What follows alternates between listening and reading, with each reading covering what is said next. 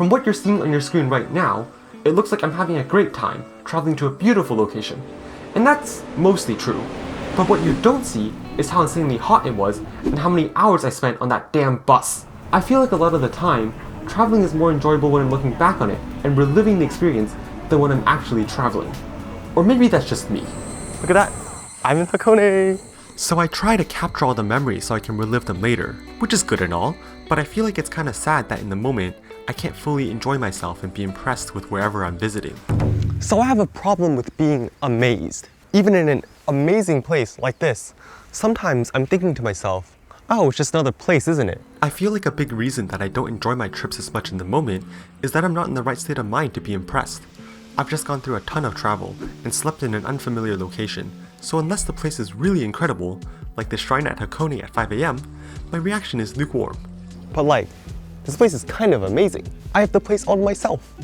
It's crazy. Right now, I'm pretty amazed by it. But yesterday when I came, so right over there, that's the famous tour gate that everyone takes pictures of, and over there is a line. So I'm gonna leave that for tomorrow morning. There were a ton of people, and the light wasn't that great, and I just wasn't that impressed. Now this place is properly amazing. You have the shrine over there, you have Mount Fuji over there. It doesn't get much better than this. I could totally romanticize this place. And the soft sunrise light right now is so beautiful. The problem is that it's hard to be amazed when you're hot and tired. But I think my life is a little better when I'm amazed, and mindset is a big part of that. So for today, my goal is to find the amazement in everything. My next stop was a pirate ship that sails at Lake Ashi. It kinda gave off tourist trap vibes, but it was included in the Hakone free pass, so to not disappoint my Asian parents, I have to go on it. I think. We're getting on the pirate ship! Why is there a pirate ship in the middle of this random Japanese lake? I don't know. The views from this boat? Pretty amazing. You can even see Mount Fuji off in the distance. You know what the best part is though? This boat is literally held together using zip ties. That's pretty amazing. We hope you've enjoyed sailing around. After I got off the pirate ship, I boarded the Hakone ropeway. Ropeway time! I have this car all to myself. It's so nice. And it's still pretty early, only 10:30, you know? Some people are still in their beds. I would never do that. Ever. I mean, just the concept of gondolas is pretty amazing, right? Like, I'm pretty much flying in the sky. Like, who thought that this would be the easiest way to transport people up a mountain? The landscape over there also has a ton of steam rising from it, which looks really cool, and I think that's where I'll go next to take a look. So apparently, this place is an active volcanic site. I realized that when I saw the signs telling you what to do in case of an explosion. But that doesn't matter because we have these black eggs that I bought. Apparently they're supposed to add like 7 years to your lifespan, so I moved to a more shady location, but case review, tastes like a boiled egg. I don't know what I was expecting. So unfortunately, you can't actually go into the trails today because there's volcanic activity. And all the cool landscaping work on the side of the mountain, it's that the mountain doesn't fall over. I guess it's pretty cool that us humans are able to prevent a mountain from falling over though. We will soon arrive at Sounsan Station. Transfer here for the hub. Quick pit stop here at Sosan Station.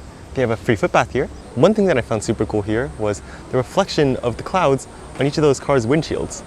I don't know, it's kind of interesting that each car just has a perfect cloud for itself. Anyways, cable car time. Not gonna lie, in the moment, it was really difficult to appreciate how beautiful Sounsan Station was. I had to really think to come up with something that I liked. But now, when I'm halfway across the world, I'm appreciating that spot a lot more. I guess it really is kind of true how we only realize how cool things are after we no longer have them. Lunchtime, got convenience store food. The convenience stores in Japan are amazing. We need them like everywhere in the world. So I just ate lunch at Gora Park. Gora Park is a Western themed park. And the most impressive part about it is that when you step in, it feels like you're not in Japan anymore. I feel that in Japan, normally, you don't see fountains like these and trees like these. They've taken a ton of European elements and transported them to Japan, which is amazing. And when I stare at it that way, it really feels like I'm not in Japan anymore. The breeze also really helps because with it, it's like downright cool here. And that's also not something you get in Japan in the summer. Next spot. So I'm here at Chisuzi Falls, and this one's kind of hard because I walked up a mountain to get here, and I was expecting, you know, a waterfall, But instead, I got this. I guess something that is pretty cool is that when you walk up to the water, the temperature noticeably drops. And that's pretty cool. My last spot of the day was this random patch of grass. It was an hour bus ride away in the middle of nowhere, and I didn't really want to go, but I was trying to have a good mindset about things, so I decided to go anyways. I'm here at Sengokuhara Grass Fields. This place is just a giant field of grass, but low-key, the view's pretty impressive. At first, I was almost gonna not come, but this place looks so stereotypically Japan, and it is definitely worth getting a glimpse at. Because from the outside, it really doesn't look like much, but then you step inside, and it's just like, damn, I'm suddenly in the Japanese countryside. This place kind of reminds me of a Studio Ghibli landscape, and I kind of feel like I'm walking in one of their movies. And that's it. This is the end of the road. This place is just the views. The views are amazing. I came into this thinking, oh, it's only a grass field, but then, like, you get to see that and that.